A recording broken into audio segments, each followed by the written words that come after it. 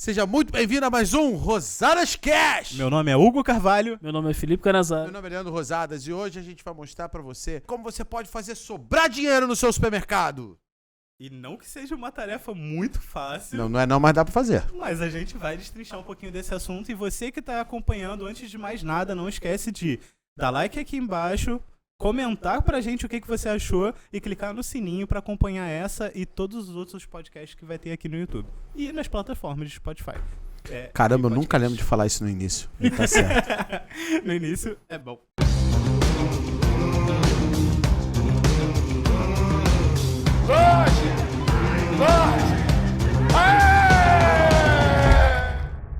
Leandro, o financeiro é um assunto complicado porque ao mesmo tempo que ele pode ser seu maior amigo, ele pode ser seu pior inimigo.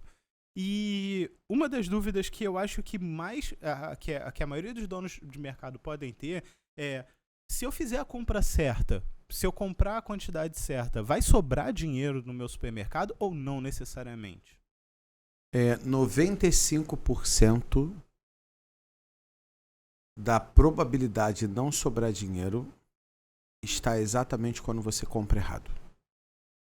Toda vez que alguém me pergunta assim, comprei, vendi com margem, não sobra dinheiro, qual é o motivo? 95% dos casos é porque o cara está comprando demais. Por que eu estou falando isso? Deixa eu tentar te explicar só para você entender. Se no final das contas sobra 5%, então vamos pegar um valor pequeno, 100 mil, redondo. Se eu tenho margem de 30, eu posso comprar 70 mil reais. A meu lucro é 5. Para eu sair de 70 mil para 75, é um pedido de carne a mais. Hortifruti, padaria. É algumas caixinhas de produto que você compra a mais, faz 5 mil. E aí que tá a parada. Se você não controlar o compra e venda, é muito fácil não sobrar nada. Vou extrapolar para 1 milhão. Para uma empresa que fatura 1 milhão de reais e que vai ter que comprar, que tem 30% de margem, teria que sobrar 700 mil, ela comprar 750 é muito fácil. É um pedido de horte, é um pedido de açougue. Então, é muito fácil você errar a mão na compra. Muito fácil. Então, se você não controla o compra e venda, é 95% de chance de o teu problema não ser um problema financeiro, e sim um problema que você não tem competência para comprar certo dentro da sua loja. E complementando a isso, né, como compra e venda, automaticamente associa a margem. Porque posso errar para compra, também posso errar para margem. Se minha margem não é real, meu dinheiro não é real. Não, se o cara, o que a maioria das pessoas fazem é ter markup e achar que markup é margem. Por exemplo, 40% de markup dá 28,57% de margem. Se o cara compra 40% com markup, que é sobre o custo, né? Então pensa o seguinte, eu pego um produto, eu pego uma venda de 100 mil, de 140 mil, 100 mil, custo, e boto 40% em cima. Ela vai para 140 mil. O cara fala assim, tô ganhando 40%. Não, você não tá. Porque se eu pegar 40 mil e dividir por 140 mil, e não por 100, mas 140, que é o preço, que é o valor de venda que você teve, você vai descobrir que esses 40 mil representam 28,57% do valor e não 40%. E aí começa o erro assim, vou arredondar, tá? O cara vai lá e compra 72 mil reais. Bota 40%. Aí isso vai dar, sobre o custo, 100 mil. Sobre a venda, 28,57, arredondando. Tá bom. Qual é o problema? O problema é que o cara faz isso e pra ele tá ganhando 40%. Logo, ele acha que tá ganhando 40 mil. E não tá ganhando 28.500. Qual a merda disso? Se você acha que tá ganhando 40 e faz conta pra 40... Você gasta mais. E você recebe 28, a conta não fecha. Cara, isso é um erro primordial que a maioria tem. Não sabe a diferença de margem e markup. E o markup é normalmente quando a pessoa precifica, porque ela precifica assim, ela pega a calculadora, 10 reais mais 40, aperta o porcento, 14 reais. Esse é o preço. E não é.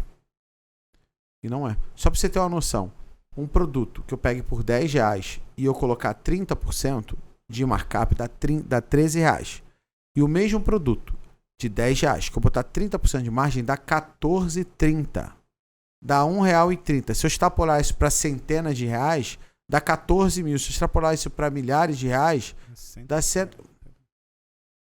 muito dinheiro. Então, as pessoas se perdem em coisas muito básicas e essa é uma delas. Então, tem que bater o compra e venda, senão a conta não fecha. Diminuindo os custos automaticamente já melhora um pouco a situação. É claro. Você pensa assim, eu tenho uma margem de 30.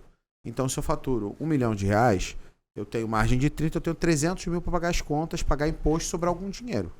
Se eu trabalhar certinho, sobra entre 50 e 70 mil desses 1 milhão. Ou seja, desses 300 mil, vai sobrar ali para mim entre 50 e 70 mil. Beleza, então significa que meus custos mais impostos não podem passar ali dos seus entre 250 e 230 mil reais. Custo mais imposto. E essa mais ou menos é a conta. Então, se você está num estado que o imposto... o estado que paga mais imposto hoje entre PIS, COFINS e ICMS paga 6,5%. Então, se você está num estado que paga 6,5%, você tem que ter uma despesa de 17,5% para a conta sobrar no final para você ali 7%, por exemplo. Dentro disso de porcentagem, cada setor da loja ele tem o seu percentual médio, digamos ali, que você pode ter de despesa pessoal, impostos, por exemplo. E muitas das pessoas, às vezes, estão extrapolando ali e não sabem nem como metrificar isso, como organizar isso. Você tem... se você fosse dar uma dica para essas pessoas, o que elas poderiam fazer para começar a organizar essa Não deixar passar o custo de pessoal de 8%. Folha de pagamento, só folha de pagamento não pode passar de 4%, fica de 4 a 5% no máximo. Tá? Então, despesa de pessoal não passar de 8%. Despesa de pessoal é tudo, é rescisão, é contratação, é exame, é uniforme, é despesa de passagem, alimentação se você der e tudo mais. Tudo que você gasta com gente não pode passar de 8% do faturamento. Aluguel, 1,5%. Manutenção, 0,5%. Luz, 1,5%. Marketing, 1,2%. Você não pode deixar a sua despesa de insumo passar de 1%. Antigamente era meio, mas hoje está caro, dá 1%. Mas a maioria está com mais do que 1%. Você não pode deixar que, por exemplo, a tua contabilidade passe de 0,4% do seu faturamento. E a despesa de software de 0,2%. Todas as despesas, arredondando para 100% delas, tem um percentual específico ali. Não, isso não é, eu não estou analisando ela em cima da despesa, estou analisando em cima da receita. Ah, sim, receita. Então ela não é 100%.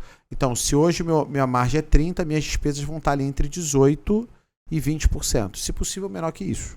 Mas 18% a 20% é naturalmente saudável. Entendeu? Para quem trabalha com margem de 30%. Se você trabalhar com a margem de 24%, a tua despesa tem que estar ali abaixo dos 17%, 16%, 15%. Não só falando de despesas também, mas quando se fala ali da maquininha do cartão, por exemplo, negociar para diminuir as taxas da maquininha também já te ajuda a sobrar mais ainda. Isso, né? Todo ano você tem que negociar para baixar a taxa de cartão. E todo ano você provavelmente vai trocar de operadora. Um ano você vai estar com o Cielo, na outra com a Rede, na outra com a Única, na outra com GetNet, depois Safra Pay. Você vai sempre estar com Esquilo Pay. Nossa, tem um monte de operadora.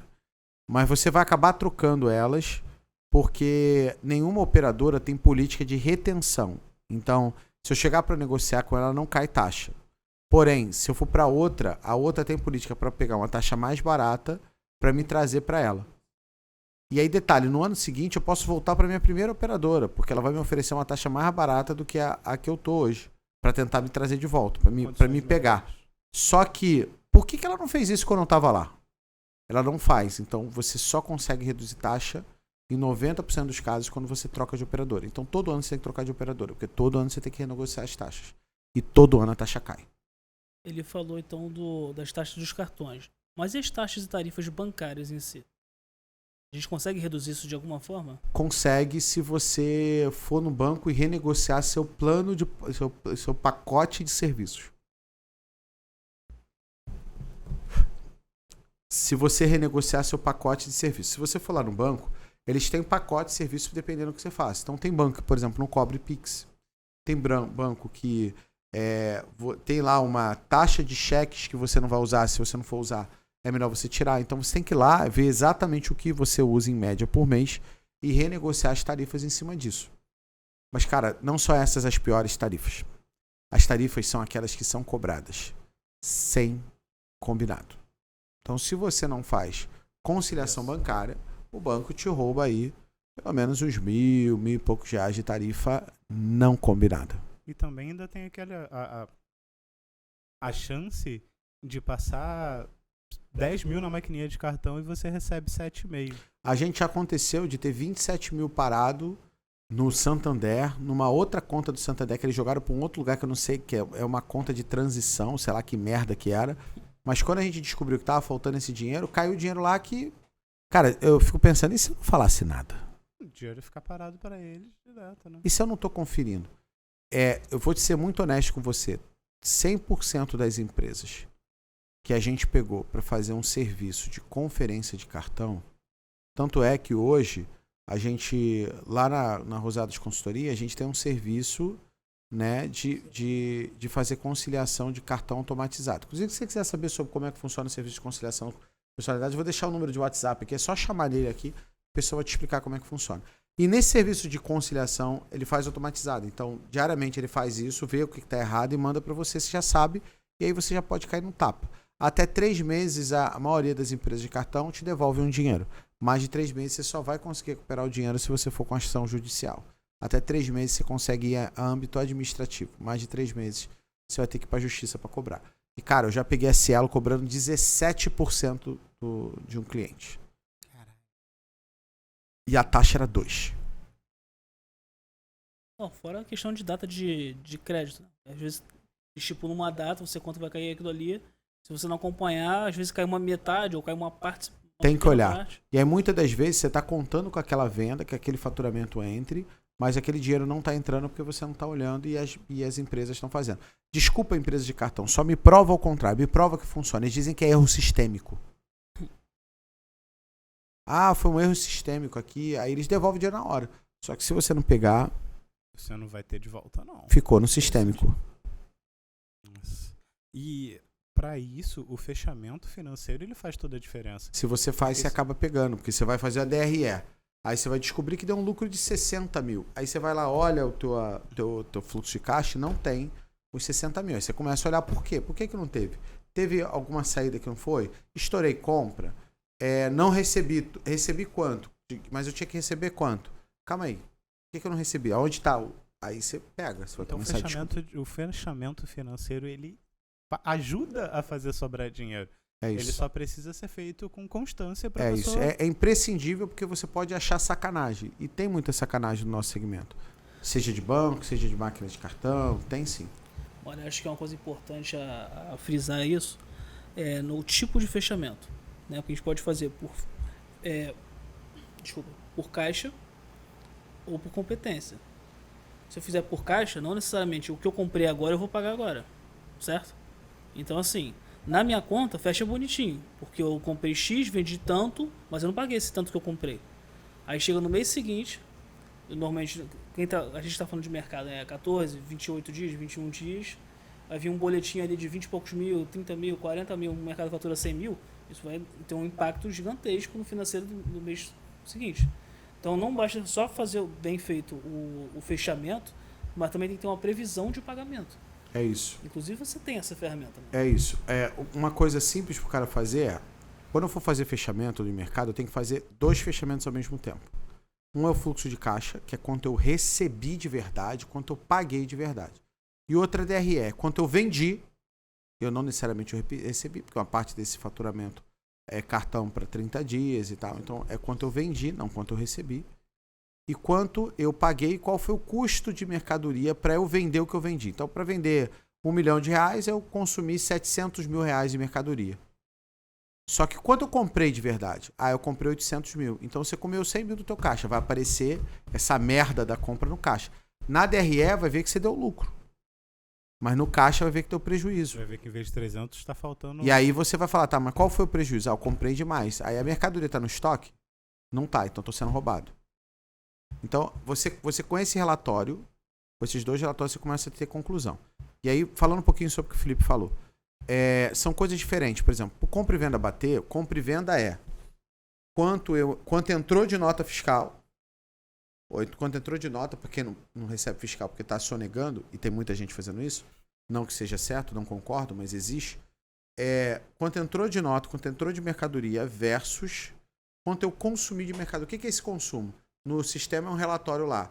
Vendi tantos R$1.000 e me custou em mercadorias tanto R$1.000. Porque eles pegam os produtos a preço de custo, soma ali pela quantidade vendida e vai me dizer quanto me custou para vender aquilo ali. Esse custo se chama CMV, custo da mercadoria vendida. E aí deixa eu explicar para ver se vocês conseguem entender. O compra e venda é a entrada de nota versus quanto teve desse custo de mercadoria, esse valor tem que bater igual. Ok? Quando a gente fala de custo financeiro, comprei agora, só que eu comprei para 7, 14, 21, 28. Ou comprei para 14, 21, 28, 35. Ou comprei para 28, 35, 42. É muito difícil, né? Normalmente as compras de mercado é menos de 28 dias. Então, como é que eu faço para isso não estourar? Porque uma coisa é resultado, outra coisa é o financeiro, que é o caixa. Como é que eu faço para o meu caixa não estourar? É simples. Ou você usa um sistema que tem essa agenda financeira pré-definida, onde antes de eu comprar, porque tem sistema que é assim, vou fazer a compra. Quando eu fecho o pedido de compra, ele abre a agenda financeira mostrando quanto tem para pagar em cada dia. E aí eu marco onde eu vou botar os boletos. Para não botar boleto num dia que esteja estourado. Se você não tem isso no seu sistema é uma porcaria, uma bosta de um sistema, o que você vai fazer? Você vai comprar uma agenda física e vai anotar pelo menos os totais para pagar em cada dia. E antes de fechar a compra, você abre a tua agendinha física financeira e verifica se aquele dia está estourado ou não, para você não deixar pagamento cair naquele dia. Porque o seu pensamento de agora, 21 dias antes, não vai ser o mesmo na hora. E pode ser que você bote o produto com 19 dias ou com 22, 23 dias. Exato. Isso é negociação tua com o fornecedor para cair o pagamento numa data que você consegue pagar. Ter o capital de giro para a empresa influencia em sobrar dinheiro no fim do mês? Sim, um supermercado tem que ter no mínimo 10% do faturamento. Então vamos lá, métricas financeiras, né? Tá com problema de troco? Tá com problema de troco, meu filho. Se você precisa ter 1% do faturamento bruto em troco. Aí você nunca mais tem problema de troco. Você tem que ter de troco 1%. Fatura 100 mil, tem que ter R$1.000. Fatura 1 milhão, tem que ter 10 mil. Fatura 10 milhões, tem que ter 100 mil em troco. Aí você não tem problema de troco. Primeiro ponto. 1% do faturamento você tem que ter de troco para não ter problema de troco na frente de loja. Agora vamos para as métricas financeiras, né? Quanto que eu preciso de capital de giro? 10% do faturamento. Se eu faturo 100 mil, tem que ter 10 mil. Se eu faturo 1 milhão, tem que ter 100 mil. Se eu faturo 10 milhões, tem que ter 1 milhão. O que é isso? 10% é o valor mínimo que você precisa ter parado de caixa para pagar os boletos. Se você tiver 10% do seu faturamento parado de caixa, você não vai ter problema de virar em cheque especial. Você não vai ter problema de ficar antecipando o cartão o tempo inteiro. Então você consegue trabalhar de forma saudável o pagamento dos boletos. Agora, quando você chega em 30% do valor em caixa, você já tiver batido 2.500 por metro quadrado, você já pode começar a pensar em abrir a próxima loja. 30% do faturamento em caixa. Você vai usar esse caixa para comprar a próxima loja? Não, você vai pegar um empréstimo. Só que o caixa tem que ficar paradinho ali, porque esse é seu giro. Ok? Quando você chegar a 100% do faturamento em caixa, você já pode começar, se quiser, a distribuir todo o lucro que der dali para frente para os sócios. Porque já tem um caixa bem sólido para poder, qualquer eventualidade, a empresa conseguir pagar as contas. Essas são as métricas. Agora, assim, já falou de algumas métricas, né? E existem várias outras que você desenvolveu ao longo dos anos, né? Consultoria, através dos cursos, principalmente o DLM 45, Impulso, Black Belt. Eu seguindo todas essas métricas, a risco, além das ações, né, que vem junto com elas, eu consigo de fácil, não de fácil, porque tudo exige um esforço, né? Se fosse fácil, todo mundo que estava rico. Mas assim, fazendo tudo, seguindo ao passo a passo e usando o material que você ensina, eu consigo ter quanto de lucro, quanto de rentabilidade, quanto de crescimento eu consigo manter. Seguindo a métrica certinha, você vai ter entre 5% e 7% de lucro líquido na última linha. Ponto. Que é o cenário ideal. Isso, ponto. Okay. Se você conseguir ficar melhor do que as minhas métricas, você pode chegar... Tem loja com 10% a 12% de lucro líquido. É muito fora da curva, mas tem. E por que eu tô falando, cara? Porque essas métricas eu atualizo elas sempre. Sim. Por exemplo, recentemente eu atualizei todas as métricas de produtividade. Por quê?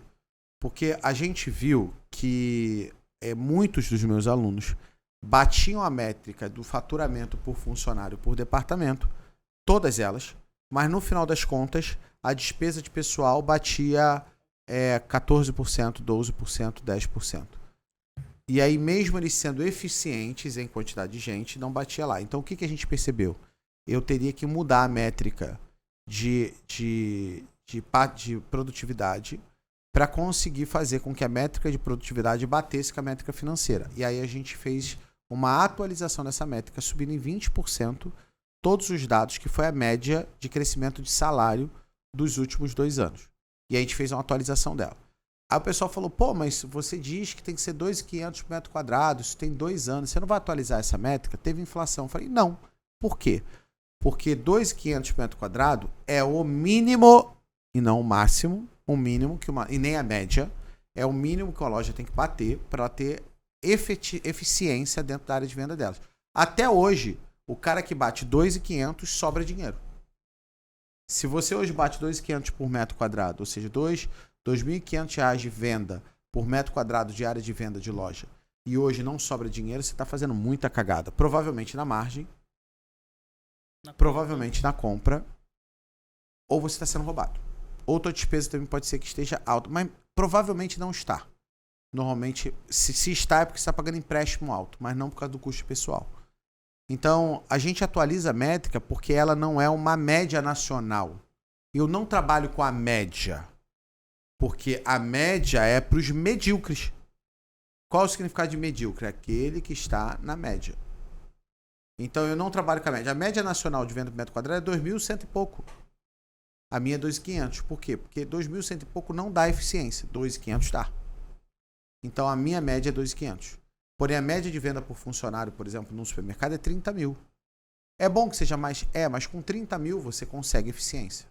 Então, foi isso que a gente notou. Então, minhas métricas são baseadas em estudos científicos que comprovam que aquilo ali faz. Então, a gente pegou isso, eu atualizei as métricas. Depois, eu fiz um estudo em mais de 1.500 empresas para verificar se após a atualização da métrica, os números começaram a bater. E aí começaram a bater. Ou seja, se aquela pessoa que estava fazendo 25 mil por funcionário, chegasse, botasse a métrica para 30 mil por funcionário, a métrica de lucro batia. Era isso que eu precisava. Por isso foram atualizados. Entendi. Agora, uma outra dor, eu acho que isso é muito comum no meio do supermercado, beleza, eu tenho um resultado bom, minha empresa é produtiva, ou assim, dentro da média próxima ali, mas eu tenho muita despesa. Eu tenho muita dívida para trás. E por isso meu financeiro não fecha, não sobra dinheiro, eu fecho no vermelho. Eu deveria separar o que é dívida e o que é despesa, ou é tudo eu coloco uma coisa só no fechamento? Não é, por exemplo, a dívida ela não entra na DRE. O que paga a dívida? O lucro. Então, eu preciso fechar minha demonstração de resultados e ver se deu lucro. Deu lucro? Com esse lucro eu consigo ou não pagar minha dívida. Ou pagar parte da minha dívida, um pedacinho dela. Então, a conta sempre deu lucro? Deu lucro. Então, se deu lucro, eu consigo pagar um pedaço da dívida. Vai dar lucro, e se você tiver com dívida muito alta, vai dar lucro e não vai sobrar nada no caixa, porque provavelmente o valor que você deu de lucro, você vai comer ele no teu caixa, fora que já é descasado o lucro e caixa, né? Mas o valor que deu no seu lucro aqui vai descasar com o seu caixa, porque você vai pagar uma dívida que não entra aqui no resultado. Porque dívida é um negócio para trás, ele entra lá no balanço patrimonial em outra conta e não da DRE, contabilmente falando. Então, tem que dar lucro, e aí com lucro você paga resultado. Com lucro você faz, por exemplo, investimento não entra na DRE. Com lucro você faz investimento. Com lucro você paga dívida. Com lucro você distribui dividendo para os sócios. E não com dinheiro aqui Então, é isso aqui que vai fazer pagar essas contas. Tanto é que no nosso fechamento financeiro, a gente tem a DRE lá que vai com lucro. A retirada de sócio é depois disso.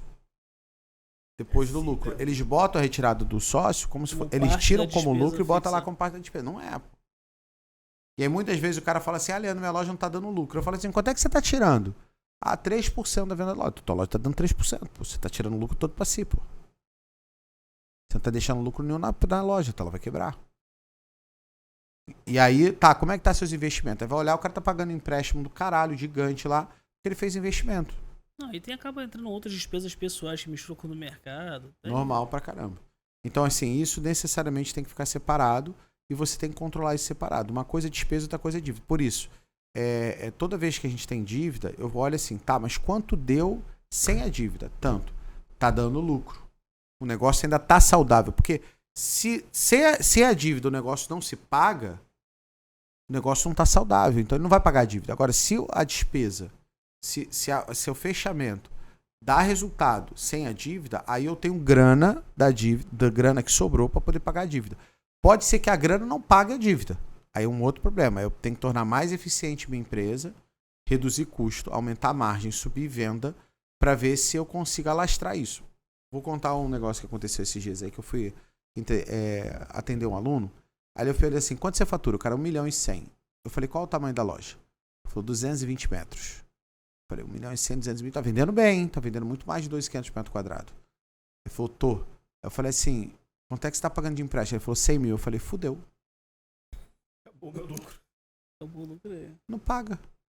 Ele precisa ter quase 10% de lucro líquido para pagar a conta. E supermercado não dá 10. Aí eu falei assim, quanto é que tá a tua margem? Aí ele falou para mim, 30. Eu falei, fudeu. A margem dele já tá boa. Eu falei assim, como é que você botou 100 mil? Ele falou, tinha uma pessoa na minha empresa, que era da minha família, e me roubou. Pegou um monte de empréstimo, desviou o dinheiro, e agora eu só fiquei com a conta. Eu ainda tô pagando a saída dele, porque deu uma merda do caralho. O cara juridicamente me ferrou ainda. Falei assim, toma banho de sal grosso. Procura um padre pra te benzer. Vai na igreja evangélica e pede para ele fazer uma roda de oração para você, para ver se passa. O que você puder fazer para ver se melhora, faça. Cara, e aí eu falei com ele assim, beleza, vamos fazer assim, ó. Aí eu tracei várias estratégias para ele poder virar esse jogo. E aí uma das formas dele conseguir virar seria ele abrir outra loja para ter mais faturamento. Se ele tiver o dobro do faturamento, essa despesa que é 10%, dá 5%, ele consegue pagar. A outra eu falei assim, ele não vai conseguir abrir outra loja agora, que ele tá ferrado. Eu falei, então, a gente tem que subir margem, eu tenho que tentar subir um pouco a venda e eu tenho que reduzir a despesa. Segurar. Então, eu falei assim, quantos funcionários você tem? Aí tá dando 30 mil pro funcionário. Eu falei assim, meu filho, pode mandar embora 10%. Quantos funcionários você tem? 30. Eu falei assim, 25. Mas, Leandro, não vai dar para operar. Eu falei, você vai se fuder. E tá tudo certo. Nesse momento, você precisa reduzir a despesa. 5 funcionários. A gente fez a conta lá e daria uma economia de 15 mil. Eu falei, menos 15, já dá 85. Já começa a ajudar a pagar a conta. Vamos subir sua margem. Eu vou fazer um price para ele subir a margem dele em 4%. E aí vai dar mais 40 mil. Com 15 já dá 60, já dá 55. Tá faltando 45 para essa conta fechar. A loja com 1.100.000, teoricamente, já fecha. Mas vamos lá, tem que fazer outra ação. Vamos ver suas perdas. Aí eu falei, vamos fazer ação assim para reduzir as perdas. E aí a gente traçou várias ações simultaneamente para que, se algumas delas só derem certo, o resultado seja atingido. Eu mandei ele renegociar a dívida para tentar cair pela metade o valor da parcela. Eu falei assim, renegociar a dívida, mesmo que você aumente a tua dívida, mas faz essa parcela cair para metade do valor. Aí ele tinha pegado dinheiro com a agiota. Eu falei assim, qual a taxa do agiota? Ele falou 2%. Eu falei, isso é pai. Isso não é agiota. 2% é pai. Aí eu falei assim, tá, mas essa taxa aqui tá menor do que a taxa que você tá pagando no banco. Porra, vê se esse agiota não te empresta mais tantos mil. Ele queria dar a casa dele como garantia, eu pegar mais 300 mil. Eu falei, cara, não é pra aumentar a dívida, não pega o empréstimo. Vai lá no agiota, vê se ele aceita a casa. Aí sim o agiota. Pra ele pagar a dívida toda, você quita tudo. E se eu só botasse o agiota com a taxa de juros dele sem pagar o principal, ele pagaria 18 mil por mês. Resolveu o problema da vida dele. 18 mil ele aguenta pagar. Sim, de 100 para 18. Então, esse é o plano A. Conversa com a agiota e vê se dá. Plano B. Cara, Leandro, mas você tá recomendando o cara de pegar dinheiro com a agiota. Gente, o cara tem que sobreviver. Eu tô dizendo em cima dessa relação dele. Você recomenda de pegar dinheiro? Claro que não, porra. O cara foi imbecil de pegar, mas o agiota acho que é da família, porque 2% é pai, porra. 2% nem é agiota. Porque a pergunta que eu fiz é, você tá devendo agiota? Eu falei, tô. Aí eu falei, é o agiota que quebra as pernas? É o que ameaça. É o que ameaça e quebra as pernas? Ele falou, não, o cara é tranquilo, é amigo. Eu falei, então tá bom. Então esse agiota tá bom. Então vamos fazer uma amizade. Mas ó, pra quem não sabe, emprestar dinheiro no Brasil sem ser por isso como instituição financeira, é ilegal. Então eu não recomendei. Eu recomendei ele dar um jeito na vida dele e ver se ele consegue pegar o dinheiro que tava ali, passava e para tentar resolver o problema na vida dele. Mas o resumo é, eu precisava que ele fizesse essa dívida de 100 mil reais mês cair para menos para ele conseguir pagar. Ou melhorar o resultado dele para sobrar mais dinheiro para ele conseguir pagar. Então o financeiro ele não resolve. Ele me dá clareza para resolver. É importante ter financeiro? Sim. Para quê? Para ter clareza para resolver. Mas ele não resolve. Ou seja, se você ficar o dia inteiro contando os boletos lá e ficar passando, não vai aparecer mais dinheiro para você pagar eles. Mas você pode fazer estancar o sangramento, mas... Esquece esse negócio de lei da atração, cola o boleto no teto que ele vai ser pago. Vai não. Você tem que trabalhar. O teto só vai dar 2 trabalhos. Tem que trabalhar, tem que ir pra loja. Onde o resultado tá? Na loja. Desce pra loja e vai trabalhar. Vai comercial, vai renegociar. A gente fez uma das ações, por exemplo, foi pegar os melhores fornecedores dele e chamar os fornecedores pra negociar verba, bonificação. Ele precisa fazer dinheiro pra poder pagar a conta. E é isso. Entendeu a lógica? O financeiro ele não é um bicho de 7 cabeças, não. Né? O financeiro ele não é o seu pior inimigo, muito pelo contrário. Ele pode ser o seu melhor amigo e te ajudar a tomar as melhores decisões. Você só precisa... É isso. E pra quem não sabe, o Hugo, inclusive, e o próprio Felipe, eles trabalham numa empresa do grupo chamado Midas Solution, que inclusive minha esposa e o Hugo que são sócios. E ela faz exatamente o trabalho que a gente chama de BPO. O que é o BPO? É exatamente esse trabalho de fechamento financeiro, de acompanhamento do financeiro, para você poder ter mais clareza. Isso é um serviço, ela faz o financeiro para você. Paga até as contas se você quiser, mas ela tem que prestar conta para você desse processo todo. E aí, se você quiser saber mais sobre esse serviço de BPO financeiro, eu vou deixar aqui debaixo do link lá do aplicativo de conferência de cartão lá, que a gente eu sou sócio lá com o João Berli, tá? Então é isso. Se vocês gostaram desse podcast, querem saber mais sobre a área financeira e como você pode fazer para sobrar mais dinheiro na sua loja, deixe seu comentário aqui, deixe sua dúvida, espero que você tenha gostado. Não deixa de curtir e compartilhar esse vídeo e também não deixa de ativar o sininho para você poder receber notificação toda vez que a gente fizer. Muito obrigado e até o próximo Rosadas Cash!